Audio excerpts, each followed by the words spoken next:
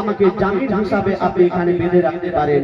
তারপর হরিণ যখন ছেড়ে দিল শিকারি তখন এলো, হরিণ যখন ছেড়ে দিল শিকারি তখন এলো, বলে বিনা হুকুম আমার হরিণ কেন ছাড়া পেল।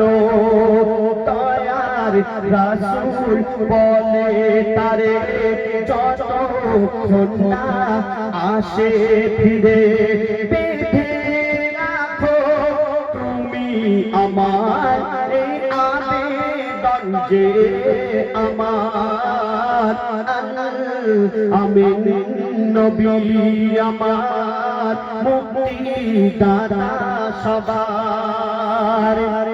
তারপরে দেখুন কি ঘটনা, সেই অবলা হরিণ তার বাচ্চাগুলোকে দুধ পান করিয়ে সেই বাচ্চাগুলোকে সঙ্গে নিয়ে ফিরে আসলো কোথায়?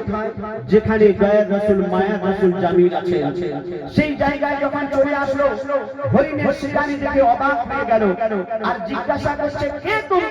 তখন সেই অবলা হরিণের জবান খুলে গেল আর কি উত্তর দিচ্ছে, দুধ পিলায় ফিরল হরিণ যেথায় ছিল নবীজি জামিল, দুধ পিলায় ফিরল হরিণ যেথায় ছিল নবীজি জামিল, দেখে শিকারী অবাক হলো কি সেই আমি অবলা হরিণ কথা বলে তুমি যে শেষ নবী হলে।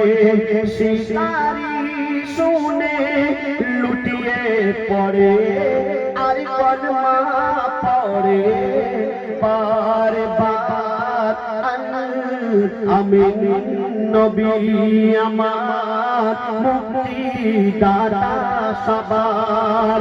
খোদা যারে বন্ধু করে দিল যে উপহার, আমি নবী আমার মুক্তি দাতা সবার।